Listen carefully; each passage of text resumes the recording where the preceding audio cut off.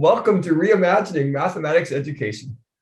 With a focus on connecting math, community, and culture, we are just delighted to be here with you and to have this opportunity to connect folks from across the province.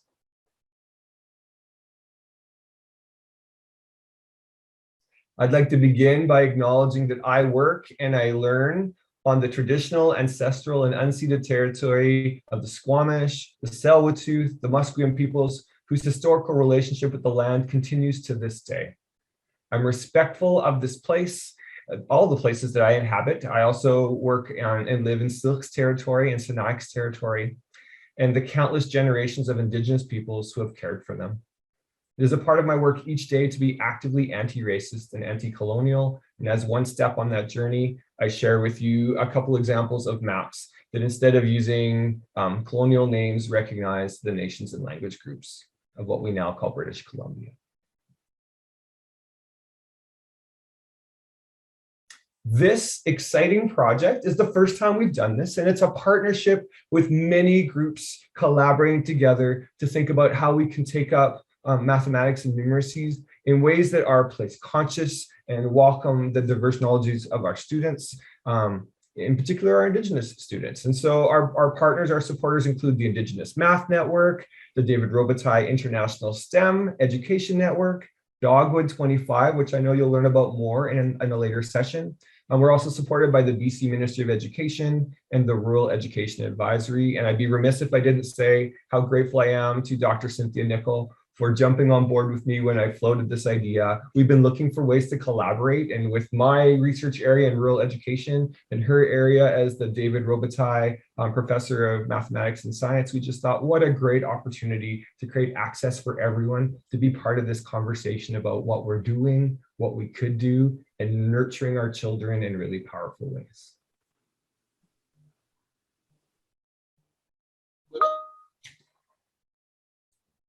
Great. Thanks, Leighton, and welcome everybody. My name is Cynthia Nicole, as Leighton mentioned, and I'm in the Department of Curriculum and Pedagogy, and as Leighton mentioned, hold the David Robitaille Professorship in Mathematics and Science Education. And it's my pleasure to participate co-hosting this webinar series on connecting math, community, and culture. I'd like to acknowledge that I'm currently on the traditional unceded ancestral territory of the Hunkaminam speaking people, right here where the Fraser River splits into the North Arm and the South Arm before meeting again in the Pacific Ocean. And I have to say that I really come to know this place well over the past 18 months, especially how my memory in general and experience and place are just so deeply connected and really embodied.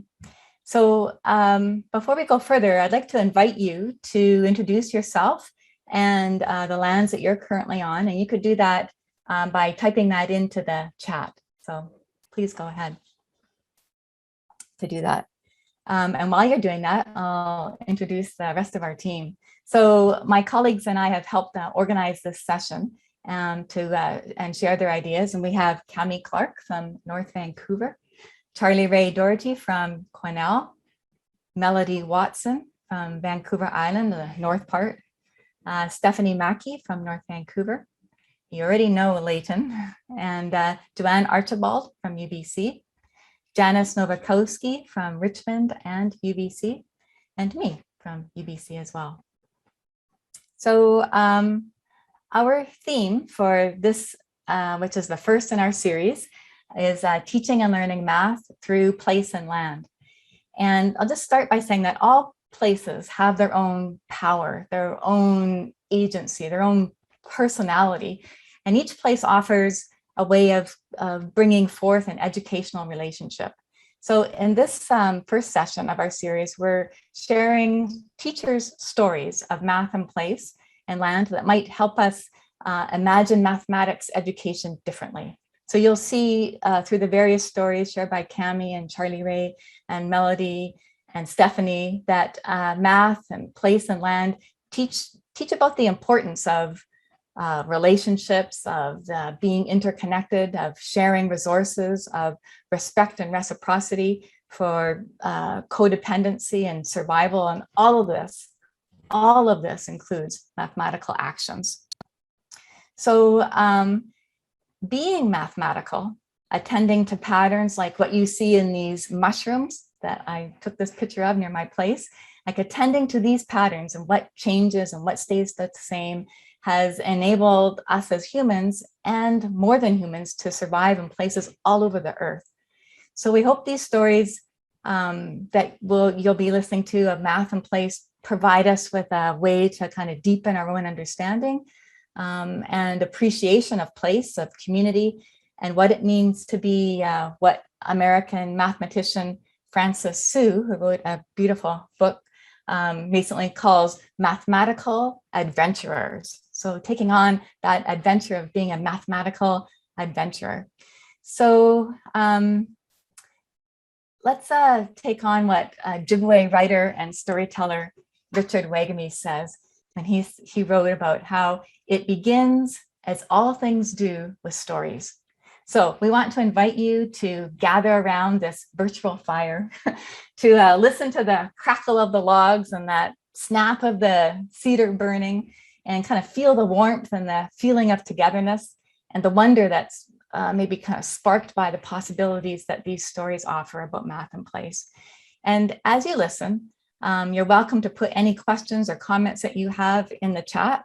And after two stories of teachers sharing their work, we'll pause for an audience or a question kind of interlude and have a mystery question for you. So you can respond and we can respond to your questions and we can have a little bit of discussion.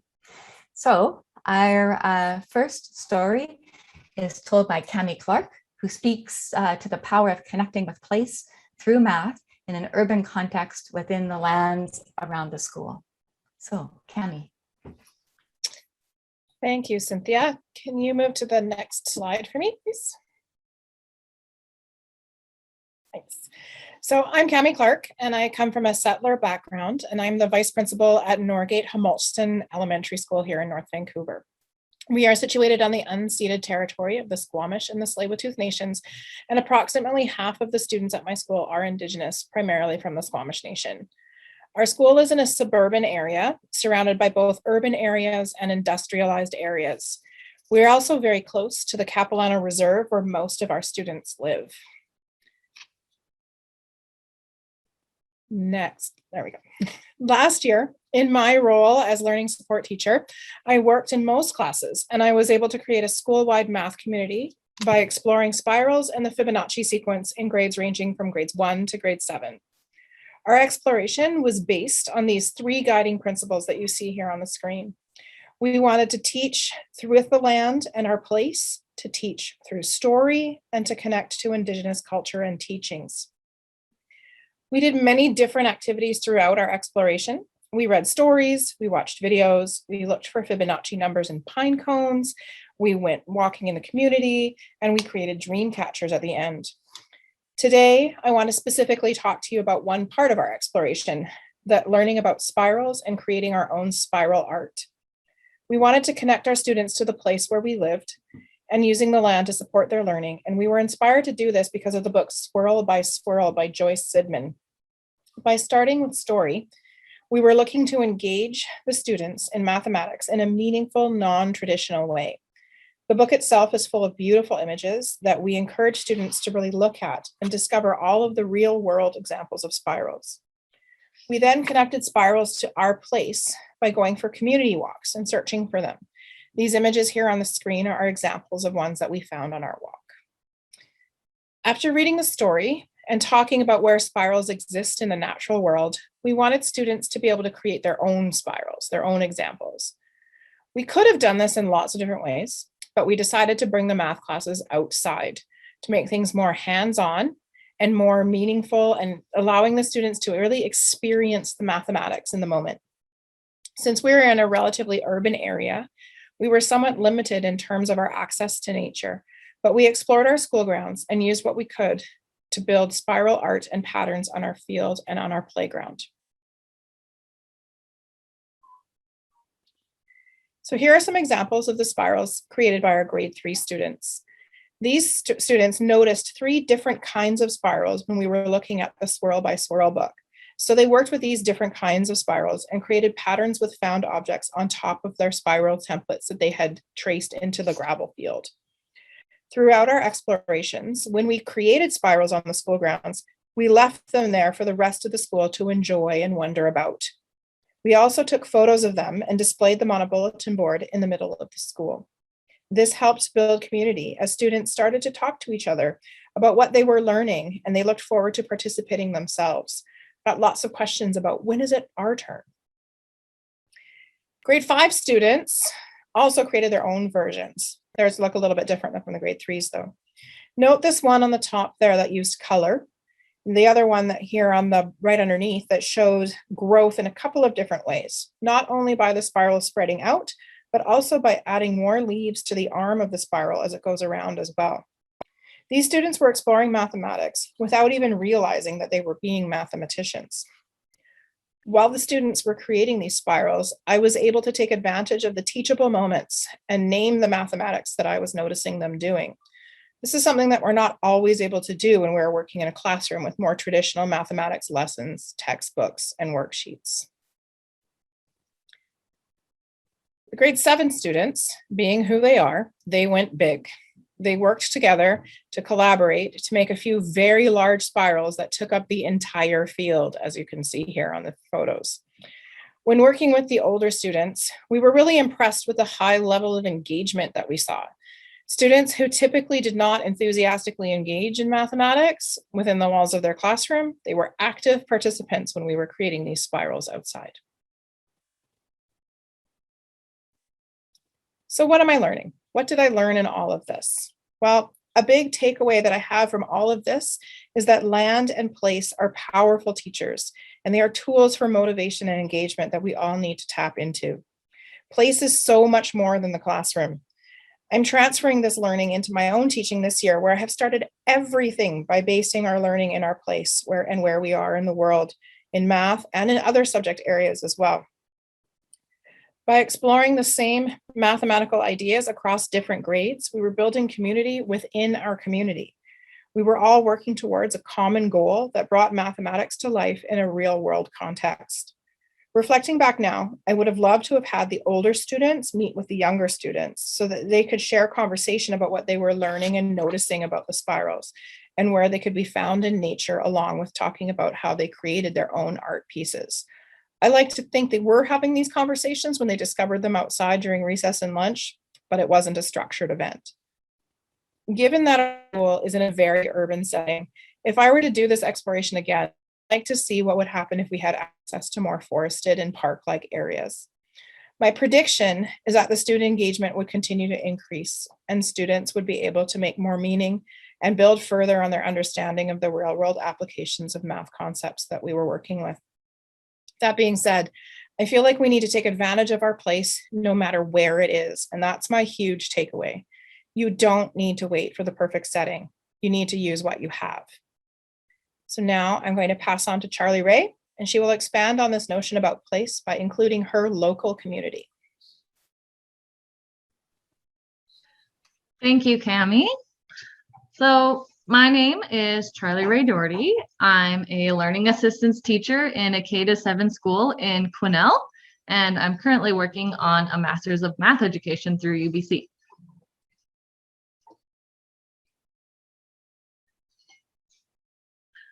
I am very grateful to live, work, play, and be presenting today from the traditional territory of the Lataco Dene Nation.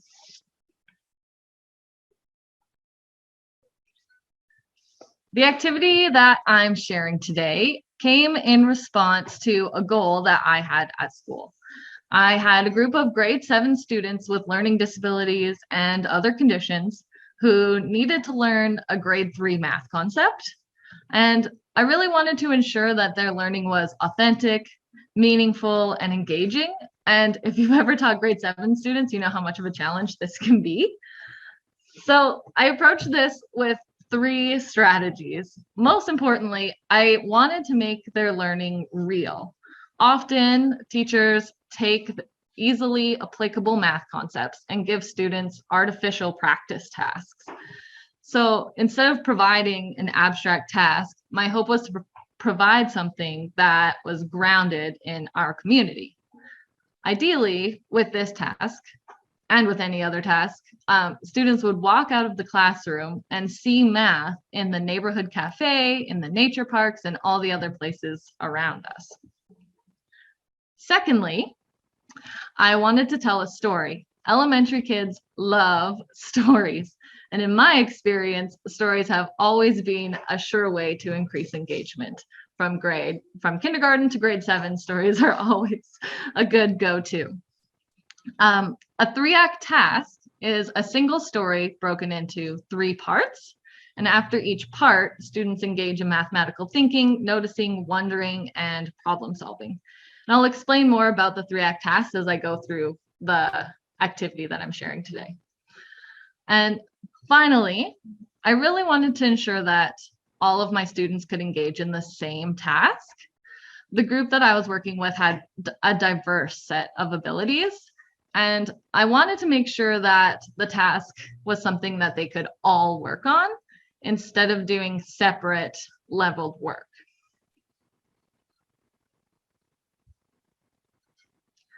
So for some background information, this photo is of a local cafe called Bliss. It's well known in the community for many reasons. They do lots of catering. They are well known for sponsoring different things and just being very supportive in the community. And they're particularly well known because of their proximity to our only high school. So to start the task, can you go back one? To start the task, I would show my students this picture. And I would ask my students, what do you notice? What do you wonder? Where's the math? Why am I showing you this picture during math? And again, in any group of grade 7s, you can expect one to say, I don't know, why are you showing us this during math? So it's really fascinating to pique their interest in a different way from what they're used to in a math class. Okay, next.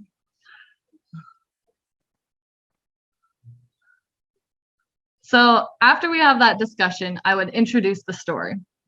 So at the beginning of this story, myself and another teacher go out for lunch. And after I order, I look in my wallet and then I slowly look up at Mrs. Gauthier.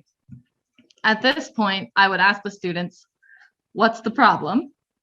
And what information would you need to solve this problem?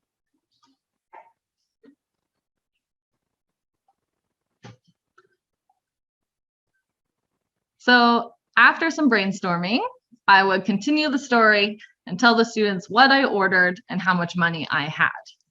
And then I would ask them, what solutions to the problem are there?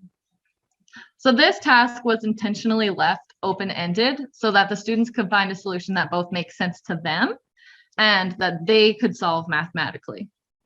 So at this point, before finding out the ending of the story, the students would spend some time developing possible solutions. So there was no right answer. I was only hoping that they would practice mathematical operations with numbers and decimals.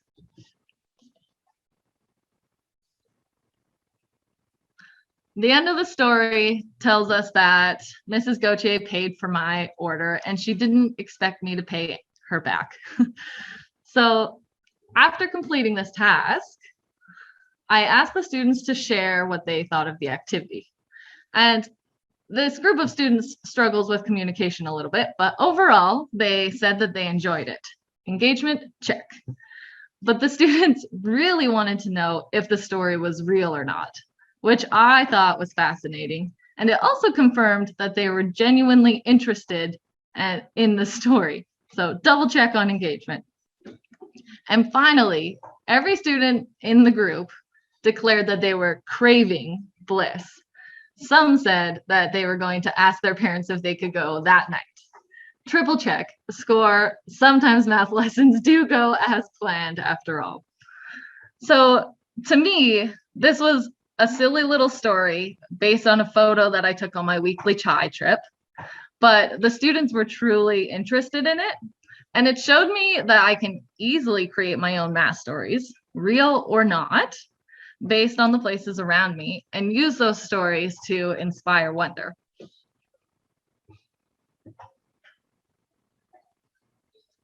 So there are possibilities to take this activity further. Some mathematical extensions could be calculating change, adding a tip, adding taxes, those kinds of things. There's opportunities for cross-curricular connections. So you could do a social studies exploration about what local businesses are, why they're important to our community, why it's important to support them. Or you could engage in a giving back activity and look at what is missing. So you could create a community map highlighting the local businesses or other important areas. And that mapping one is really interesting because it's not just a project for the sake of learning, it's an opportunity to give back to our community by providing something meaningful. So in this past year, especially, I've been realizing that math stories are everywhere when I start looking. From geometry and patterns in nature, back up, from geometry and patterns in nature to number operations in a cafe or cross-curricular topics such as mapping.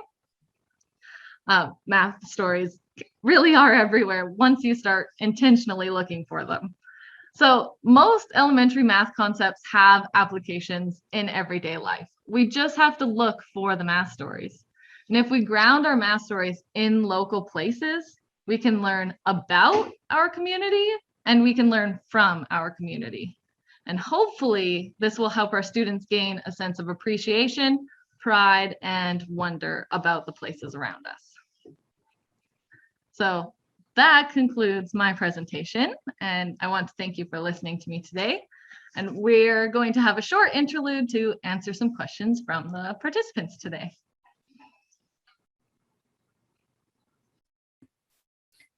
So at this time, we'd like to invite you to add any questions that you might have either for Cami or Charlie Ray into the chat, and we'll gather those questions and then pose some of them to our speakers. And while you're thinking of a question to post in the chat, you might want to have a look at the image that Cynthia has added here to this slide. And what do you notice and what do you wonder about this image? And think about the connections to place, community, and culture, and what mathematics lives in that image or practice. So that's just to inspire your own questioning. But if we have any questions for the speakers, I'm just going to pause for a moment and give you an opportunity to add those to the chat.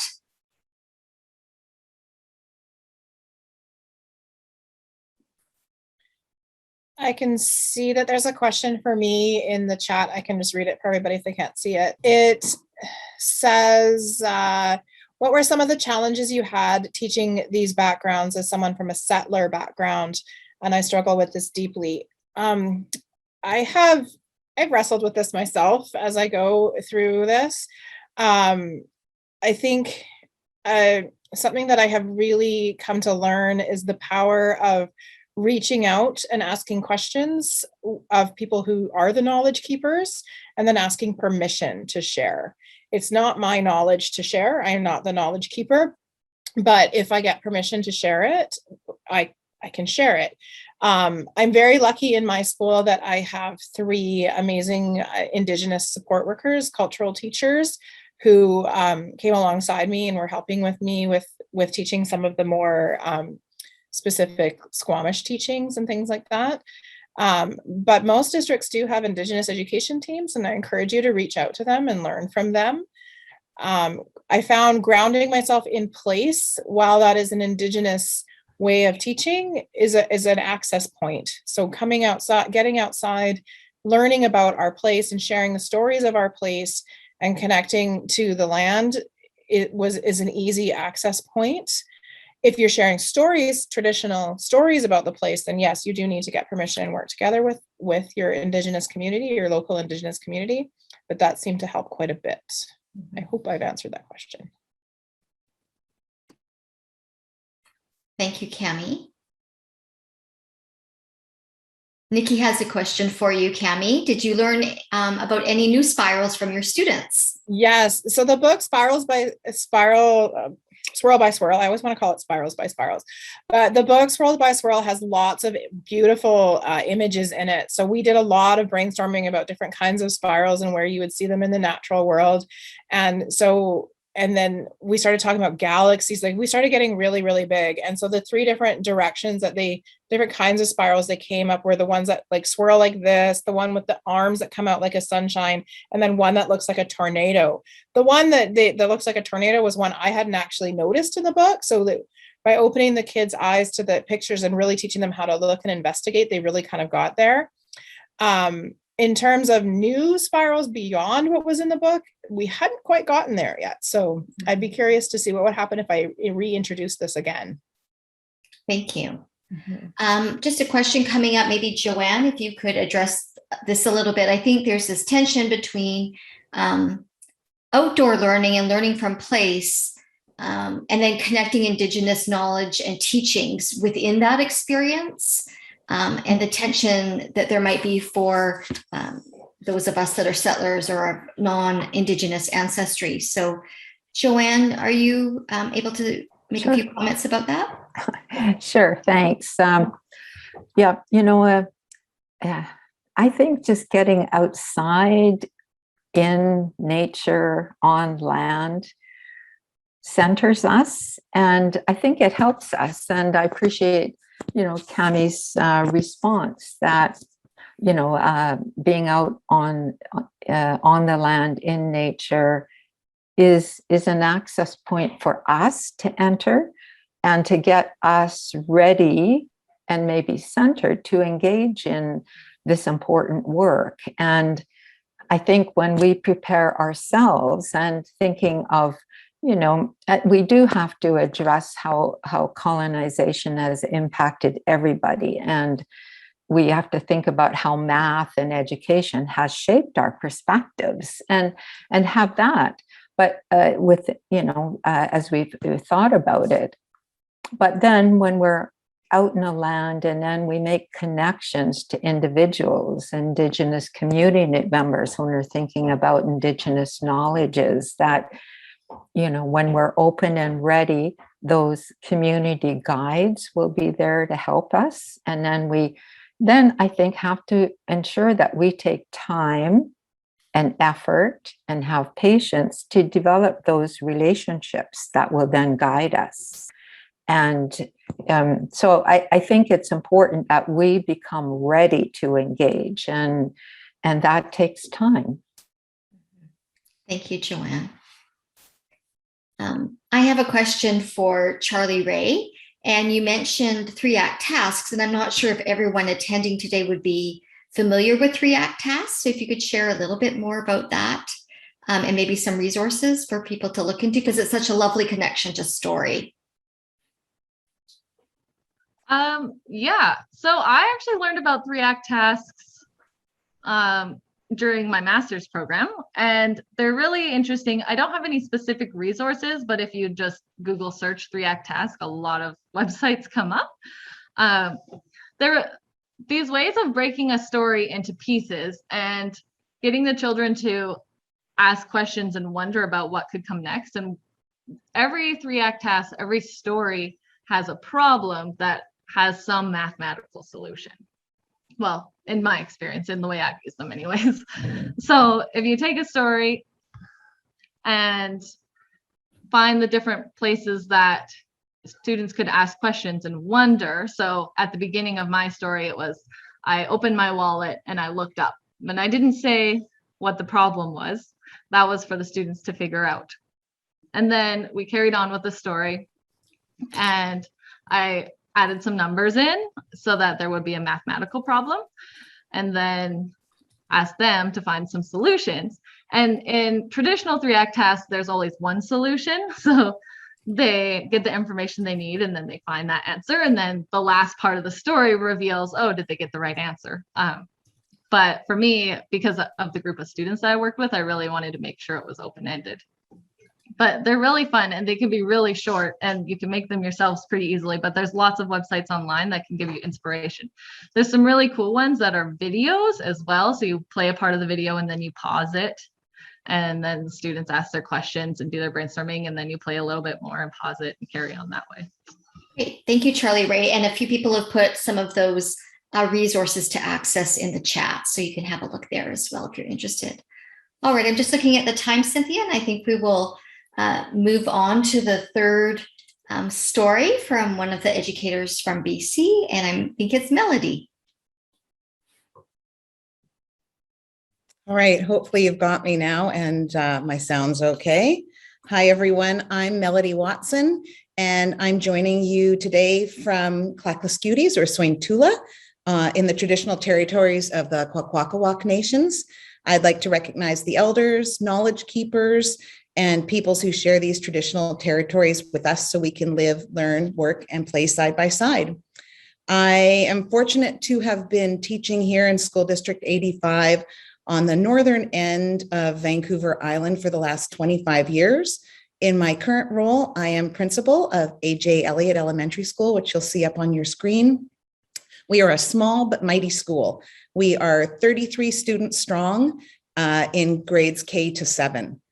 Our school began a math inquiry back in 2014, and our work was born out of a desire to move away from teaching math in units and instead teach math cyclically, teaching all the concepts all year long, deepening understanding as we went, in a hope that we would deepen our students' number sense and improve their problem solving. And over the last 2 years of this inquiry, we've moved more and our focus has evolved to a focus on incorporating more place-based learning into math and more culture as well. And one way that we've done this is through story. And I'd like to share with you today 2 examples of some of the many activities we've done in the last couple of years, where we've used the story of our forest and also the story found in West Coast First Nations art as ways to build that connection to place and deepen students' understanding of mathematical concepts.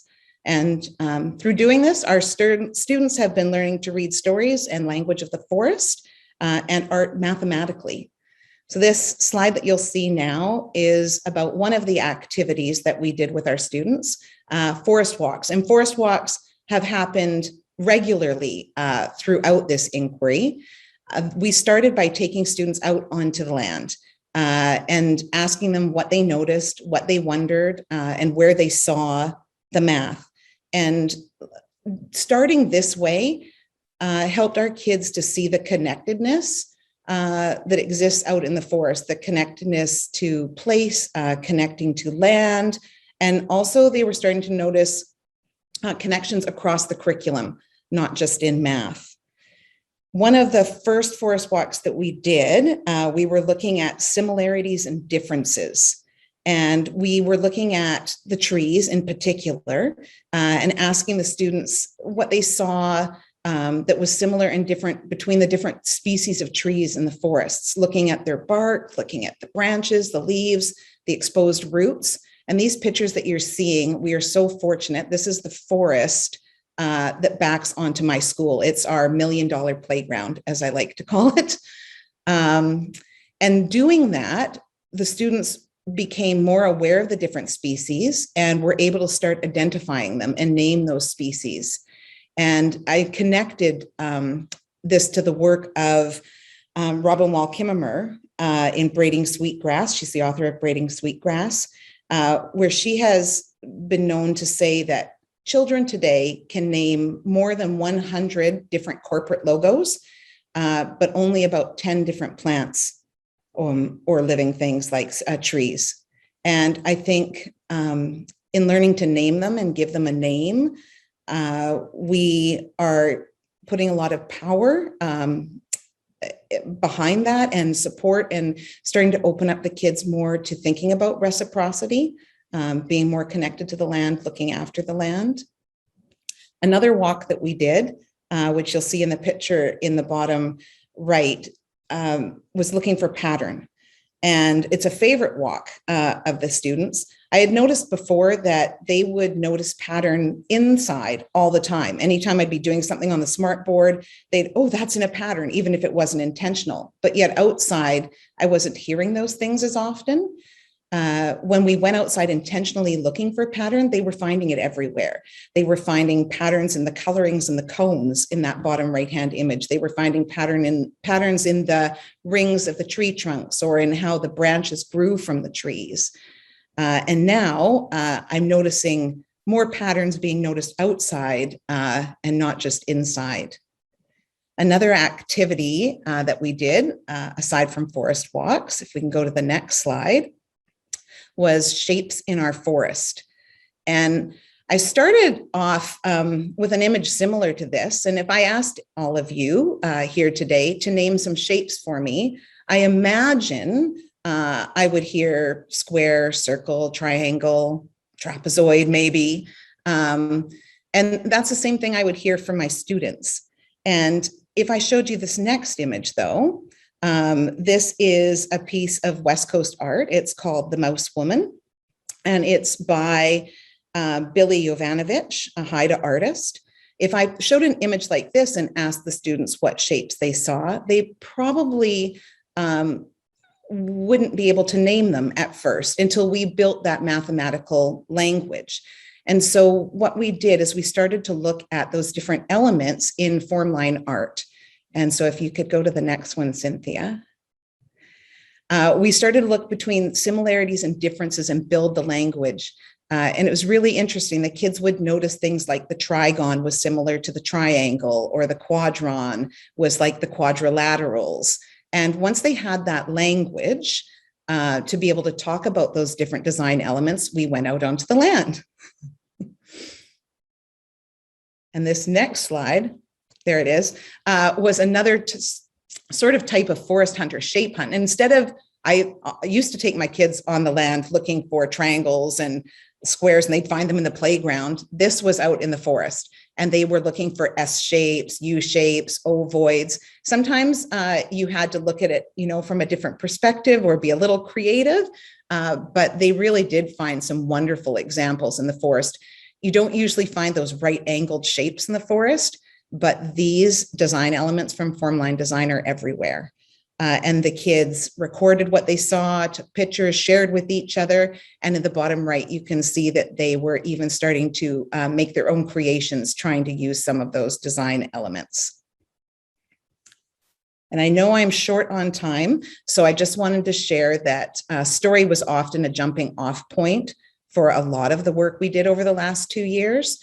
And just share with you 2 other activities that spanned over weeks and weeks, but cedar weaving was one, and we used Magical Beings of Haida Gwaii with the story of Cedar Sisters as a jumping off point for some paper weaving, and then weaving with real cedar, looking at all the math in weaving, and then bentwood boxes, where we used Raven Brings the Light as that jumping off point. And the kids had to create their own boxes without using standard measuring tools.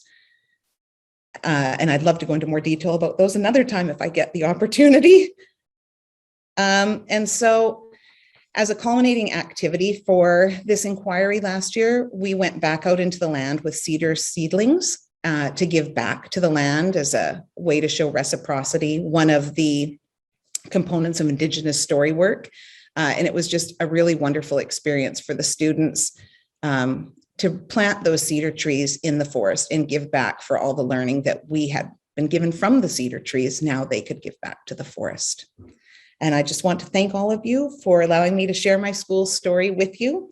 And my story is, concluded with reciprocity. And I'd like to pass on now to Stephanie Mackey, who's going to continue with her work sharing that builds on story through the harvesting of maple sugar.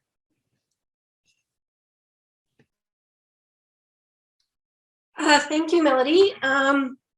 So my name is Stephanie Mackey, and I am coming to you from the unceded and traditional lands of the Squamish and the Tsleil-Waututh peoples. I am of mixed ancestry, and I'm currently the vice principal at an elementary school in North Vancouver, and I've been part of the Indigenous education team for over 8 years. So I'm going to be talking about an example from a grade 5-6 class last year that we're going to be looking at maple harvesting in the Numeracy and looking at a holistic approach that's centered on story. So as Cami mentioned before, they were looking at spirals, and we were using the same book to explore spirals in nature and outside and in math. And we took that idea of the spirals and applied it to sugar bush and maple harvesting. And the sugar bush is the name for sugar trees or maple syrup in Anishinaabe or Ojibwe territory. And to carry on with the spirals, introducing this unit to the students, I shared 2 Skohomish oral stories of Sanaka, who is the 2-headed serpent. And we built on previous knowledge of local Indigenous shapes and drawing. And we had collaborated with one of our Indigenous cultural workers, Gordon Dick, who is Tsleil-Waututh and Lil'wat. So students had a background and a knowledge of the form line shapes. But I gave Gordon a heads up that we had looked at spirals and shared this story. So he came in and drew the 2-headed serpent as a spiral. So students were centered in local community and story and were connected to place.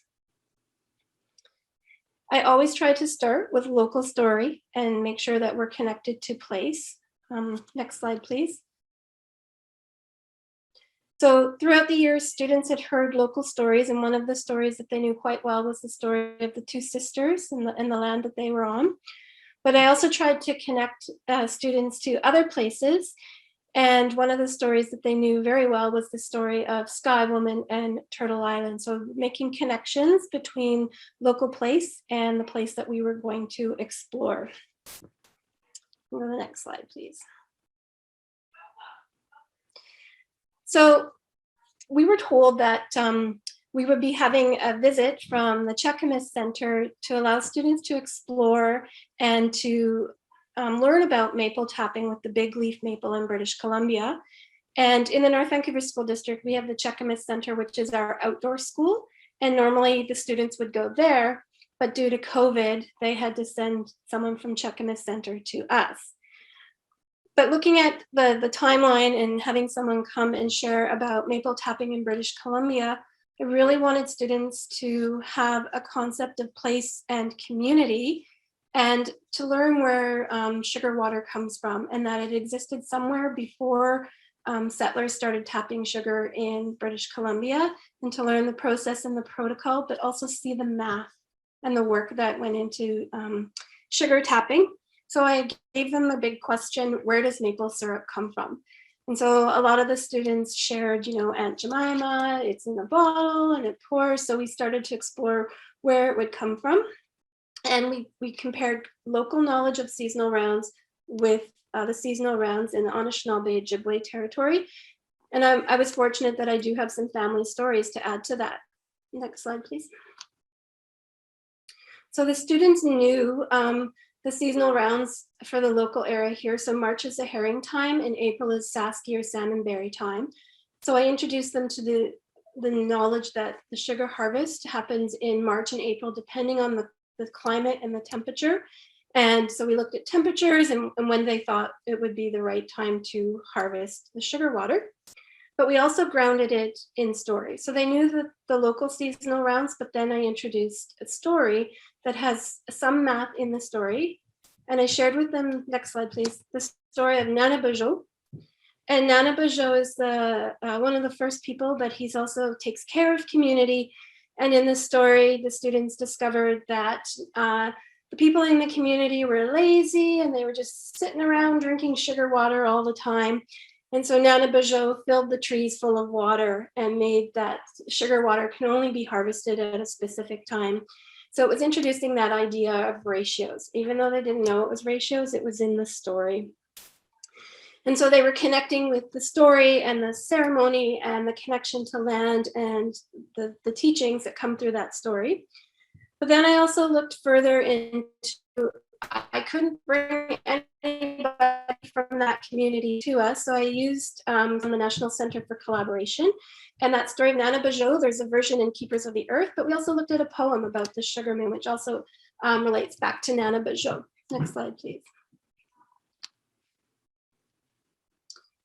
that was just a quote that also, when we were looking at the ceremony and the process and the protocol, really wanted students to understand this idea of ceremony, that we treat the maple syrup with respect, the same as we would wild rice. And it was that understanding that when we're out in the land and we're on nature, that we have to show it the same respect that we show ourselves. Next slide, please. Next slide, please. So some of the stories that explored math. The National Center for Collaboration has elders who recorded stories. And the first one there explains how to recognize a maple tree. So how do you tell by the size, the shape, the color of the tree, and the color of the leaves? And in the second video, the elder explains how to collect maple syrup, how much you can take at a time, how to tap the tree. But she also talks about the work. So you can collect 40 gallons of the sugar water, but the process to boil it down will give you 1 gallon. So again, it was introducing students not only to substances, mixtures, it was introducing them again to the whole concept of ratios. So we did a lot of conversation about how much time it would take to collect 40 gallons, how much time it would take to boil it down, and looking at, we did a few little experiments about how those ratios work in real life applications, and then how to store the sugar water. And we also did predictions on what it would taste like. How much sugar do you think you would need to add to make it sweet? And would it be what they were expecting, what they were used to from the store shelves? Next, please. So then we did some comparison of the size and the shape of a big leaf maple to the sugar maple in Ontario or the Anishinaabe territory. And so we looked at the size of the trunks, we looked at how long it takes to grow in order to be ready to be tapped. And we used growth charts for some leaves, and we did some comparison of how big the leaves were, introducing those math ideas of size and measurement. But then the Cheakamus Center had sent us data. So they sent us how much syrup they had tapped over time in a spreadsheet. We used those spreadsheets to create charts. And then when they came to us, we were able to discuss that. And so the students had the idea that it was 4-to-1 for Anishinaabe ways. But then when Cheakamus Center came to us, they learned that here it's 3-to-1. So comparisons of the ratios, the measurements, the trees. They also sent us data on which tree produced the most maple syrup, how many days it took, and what the weather was like on that day. So we had all that local information to work with, and the students didn't realize that they were doing math when we were looking at which tree produced the most syrup, how cold it was, and the temperature. So even though they were exploring all these ideas, they didn't make the connection to math until we later talked about it. Next slide, please. So at the top there is a picture of the longhouse at Cheakamus Center, and normally we would have gone there, but they came to us. And when the chef came to us and we were outside, and we have maple trees on our school site, students were talking about what they recognized, and that they weren't big leaf maples by the size and the shapes. And one of the really, and I know I've shared before with a few people, but one of the most powerful moments was when the individual asked, what is the first thing that we need to do? And he was expecting them, oh, you're going to go and tap a tree and you're going to cut into the tree. And the students said, you haven't laid your tobacco. You haven't asked for permission. So the big takeaway for me when I was doing this exploration of math through land was that students were engaging in the stories, and they were able to understand the concepts through stories, rather than the Western way of using a textbook and going over it with examples in class. Next slide, please. And I used a lot of story. I haven't shown all the stories here that I used, but at the end, one of our journal entries was a reflection of this quote. From Erico, who is Stolo, it says, I want to spiral people down into our old stories so that these people can know who we are and who we will always want to be, as my Uncle Leonard says. So Lee Miracle is referring to Leonard George, Chief Leonard George of the Tsleil-Waututh Nation, bringing us back to community. So we had started local knowledge, we had moved and spiraled our way across and learned Anishinaabe ways, and then came back to local community and local knowledge, and understanding that numeracy and math is in the story, and it's in the land, and it's in the community, and it has always existed. So thank you for letting me share one example of something that we tried last year.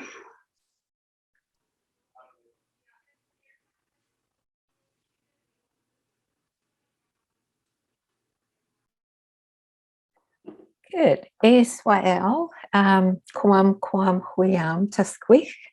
I'm also known as Joanne Archibald. I join you today from the unceded ancestral lands of the Musqueam, the Squamish, and the Tsleil-Waututh peoples. I come from the Stalo people of the river and have ancestry also in Statliam Nation, the Chachalip community. Well, I raise my hands in thanks and respect to all four storytellers, and in particular, thank Melody and Stephanie for the last two stories, and I am facilitating the discussion for these two stories, and I invite questions, comments in similar fashion to Janice for the first two sets of stories. So let's just first see if there are particular questions, comments from anyone. And while we're waiting, we can look at this picture and, wonder what we see.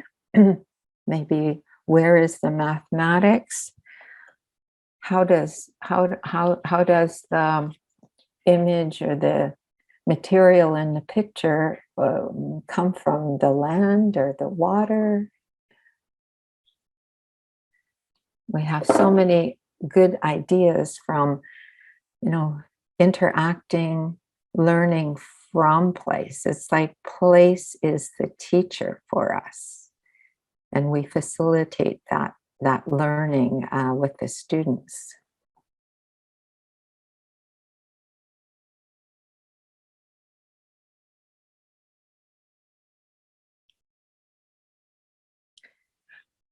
I found it's okay to have silence. It means people are thinking, wondering.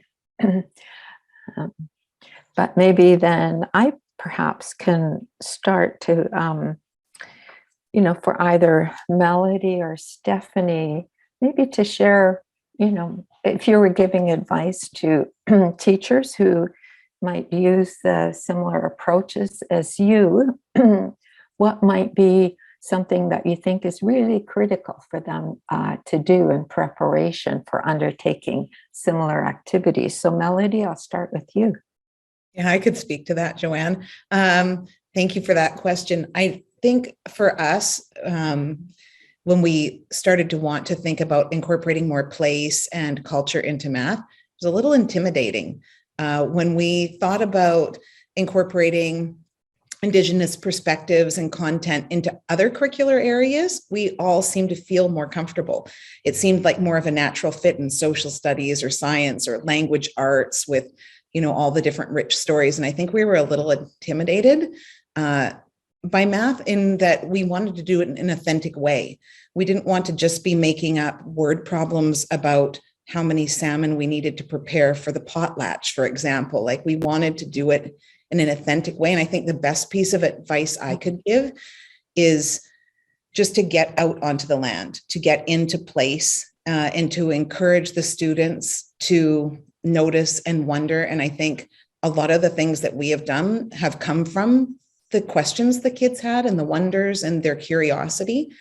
And then my second piece of advice, if I could give one more, would be for us coming up with a theme, and then brainstorming as a group and involving as many different people like Cynthia, who kindly has been working with us the last couple of years, really helped us to see it as not so overwhelming. So we have been working with Cedar for the last 2 years.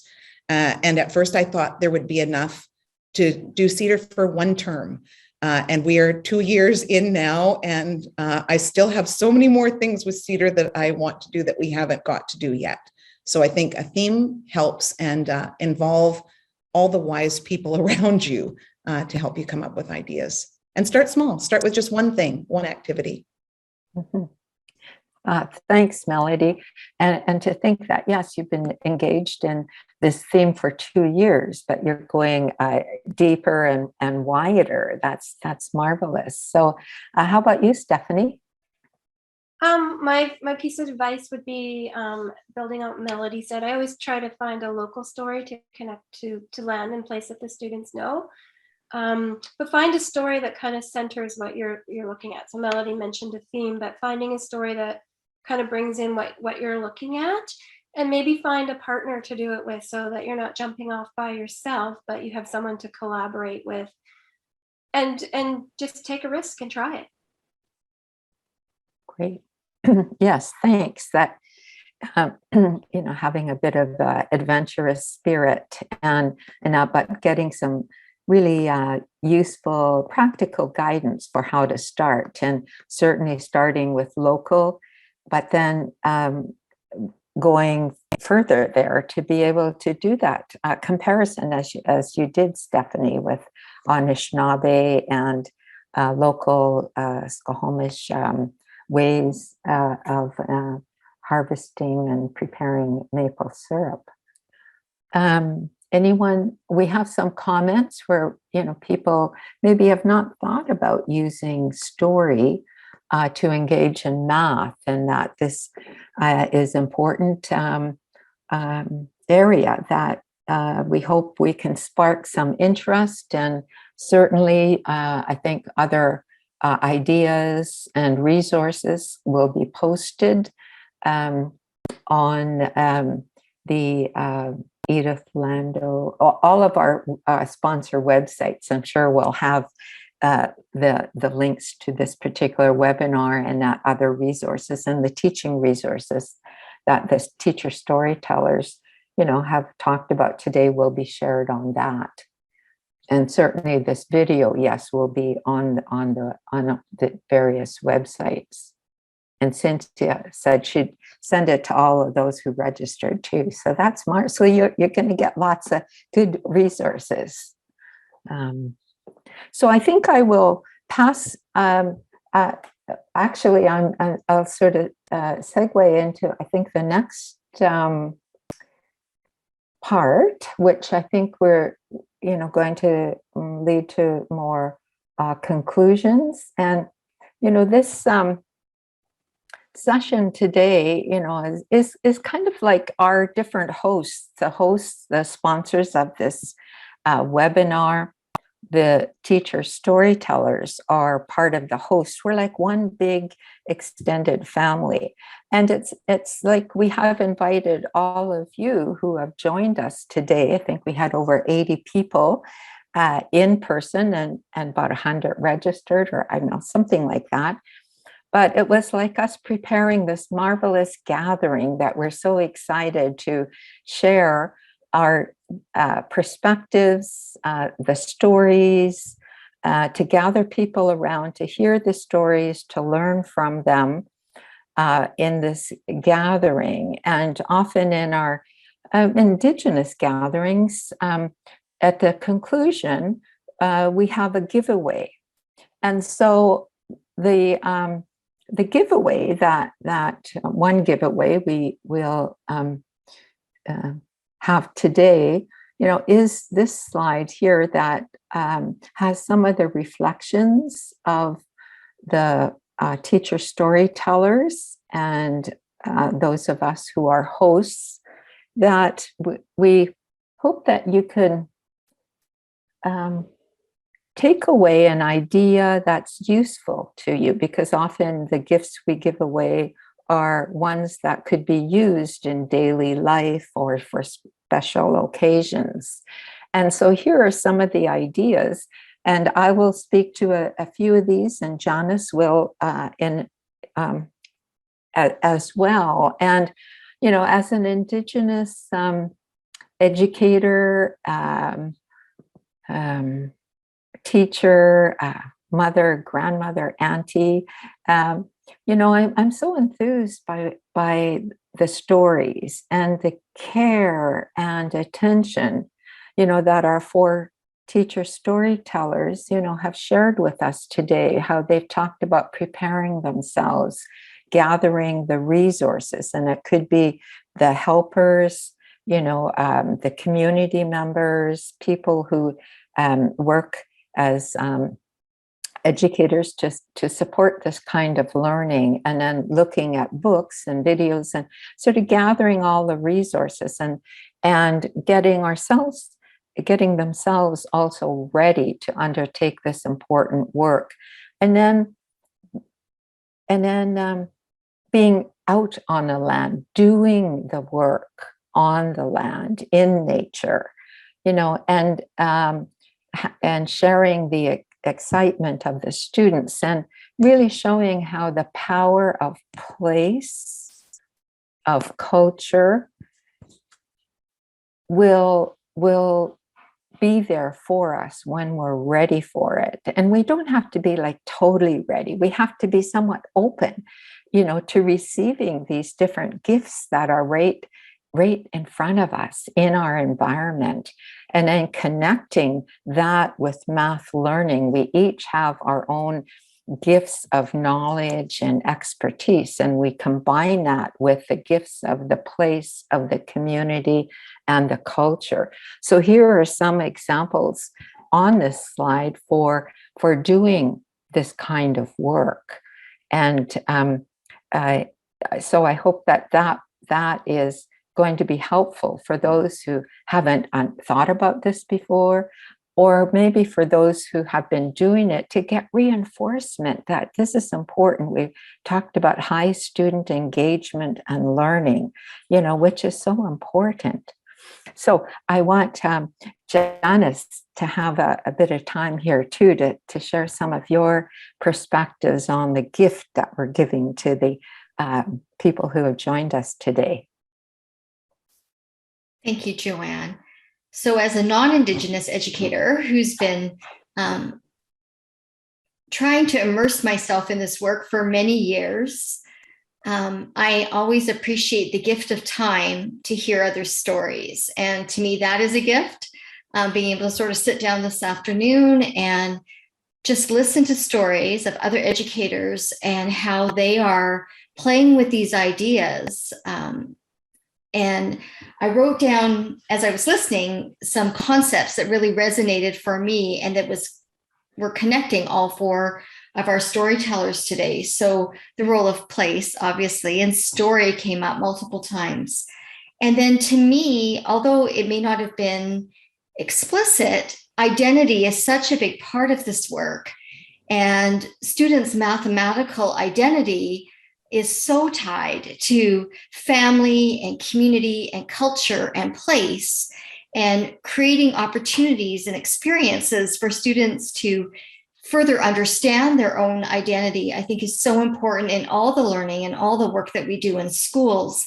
And students don't always necessarily see that connection in mathematics. So this work with connecting to place and community and culture, I think, is one way of deepening and enhancing students' understanding of their own identity.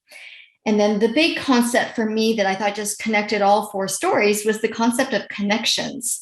And, that is one of our curricular competencies from kindergarten through grade 12 in our BC curriculum, that idea of connecting to self, math to self connections, math to world connections, and then math to math connections.